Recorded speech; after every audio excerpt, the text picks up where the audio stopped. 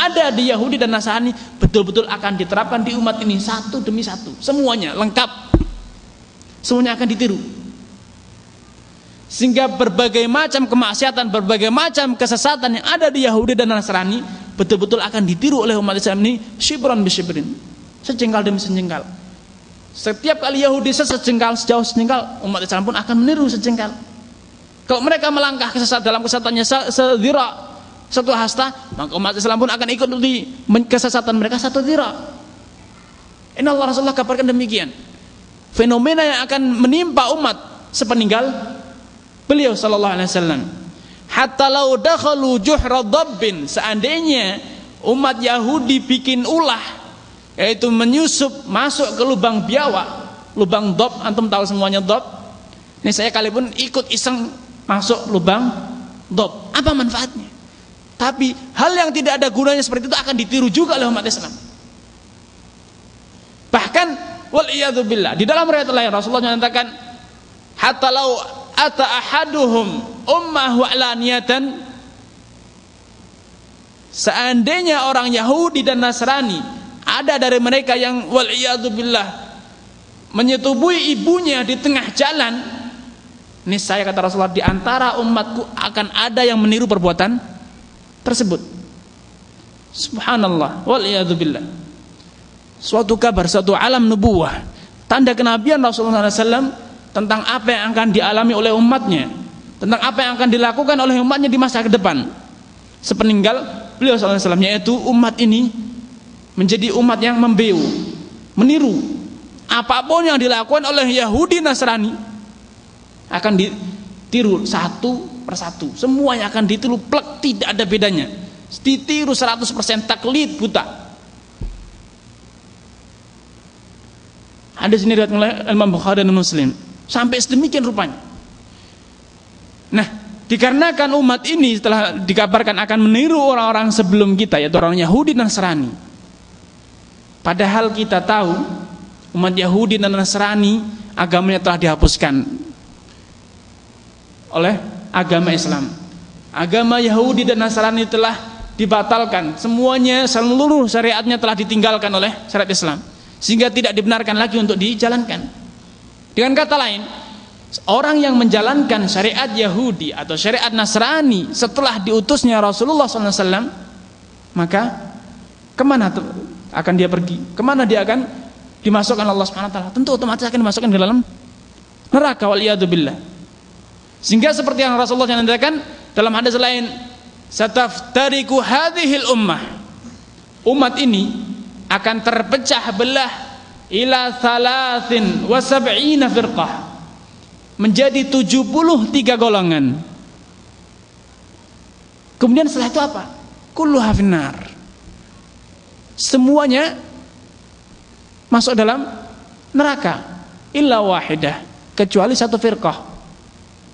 Nah, agar kita faham kenapa yang 72 golongan masuk neraka, akan saya bacakan awal hadisnya.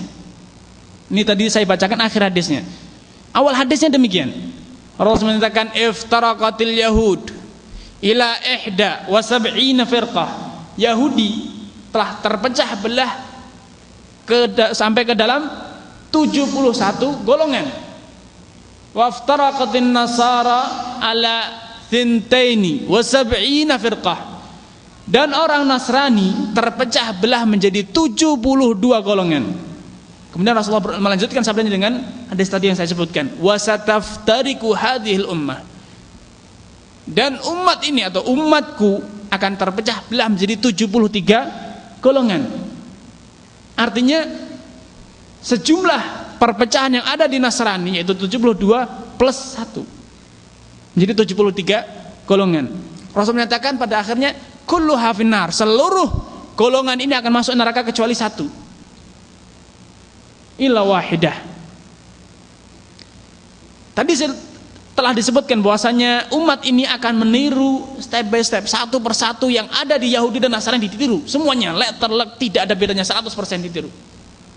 Dan itulah yang terjadi tatkala orang Yahudi dan Nasrani terpecah belah menjadi 71 dan 72 golongan, maka sejumlah itulah perpecahan yang ada di umat Islam, sejumlah itulah kelompok-kelompok Islam mengikuti mereka. Jadi kalau di Nasrani dan Yahudi ada kelompok A, B, C, D, E sampai 72 golongan, maka di umat Islam ada yang meniru, melakukan apa yang mereka lakukan seperti yang mereka lakukan, tidak berkurang sedikit pun. Sehingga kelompok umat Islam, di tengah-tengah umat Islam ada 72 golongan yang mereka semuanya seperti serupa dengan golongan yang ada di Nasrani. Padahal kita tahu Nasrani, agama Nasrani telah dihapuskan, tidak dibenarkan. Nasrani semuanya akan masuk neraka. Oleh karena itu 72 golongan, ke-72 golongan yang meniru, yang tasyabbuh dengan orang Yahudi dan Nasrani, nyatakan Allah SAW kulluha finnar, semuanya akan masuk neraka kecuali wahidah. Jadi satu golongan yang istiqamah dengan syariat Islam. Karena Islam beda dengan Yahudi dan Nasrani. Nah, umat yang tetap menjaga,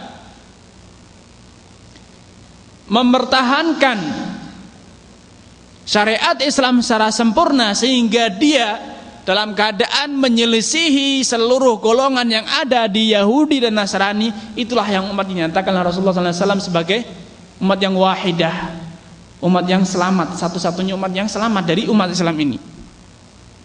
Kullaha finnar illa wahidah. Kemudian pada akhir hadisnya Rasulullah menjadi penasaran, para sahabat menjadi penasaran ketika mendengar hadis ini. Ya Rasulullah, manhum, siapakah kelompok satu ini? Golongan satu yang bakal selamat ini siapa ya Rasulullah, yang tidak masuk neraka ini? Rasulullah menyatakan, ma ana alaihi al-yawma wa ashabi. Itu golongan yang menjalankan syariat yang aku jalankan pada hari ini dan para sahabatku jalankan. Jadi kesimpulannya, golongan atau orang-orang yang menjaga kemurnian syariat Islam sebagaimana yang pernah dilakukan, diajarkan oleh Rasulullah dan para sahabatnya, itulah golongan selamat, itulah al-jamaah, itulah al-sunnah wal jamaah, yaitu yang menerapkan Islam secara sempurna, tidak dikurangi dan tidak ditambahi, yang sepertinya Allah nyatakan ma ana alaihil yauma wa ashabi, yaitu suatu umat, satu golongan yang menjalankan syariat Islam secara sempurna sebagaimana yang aku jalankan dan para sahabatku jalankan, tidak dikurangi dan tidak ditambah-tambah, sehingga mereka lah orang yang akan selamat dari ancaman neraka. Inilah golongan selamat. Ikhwani fid din, azzakumullah jami'an. Dari hadis-hadis tentang perpecahan umat tadi yang saya sebutkan, ada satu kesimpulan penting yang seyogianya diingat-ingat oleh kita, oleh orang-orang yang berusaha meniru, berusaha menjadi ahlu sunnah, adalah faktor utama terjadinya perpecahan umat ini adalah karena apa? Karena meniru orang-orang di luar Islam. Tasyabbuh, taklid, iktida bin Nasara wal Yahud. Itulah sebab utama terjadinya penyelewengan dan kesesatan di tengah-tengah umat ini, sebagaimana dinyatakan oleh Syekhul Islam Ibnu Taimiyah rahimahullah taala. Itu sebab utamanya terjadinya tafarruq umat, perpecahan umat adalah karena terjadinya adanya di tengah-tengah umat ini orang-orang yang berusaha meniru, menjalankan apapun yang ada di Yahudi dan Nasrani. Jadi kalau sampai di kampung Rasul sampai ada mereka yang menzinai ibunya di tengah jalan, nah saya ada orang umat Islam yang berusaha meniru perbuatan qabih, perbuatan jelek tersebut, perbuatan kotor tersebut, yaitu menzinai ibunya sendiri di tengah jalan. Waliyadzubillah. Ikhwani fi din, azzakumullah. Dari kesimpulan ini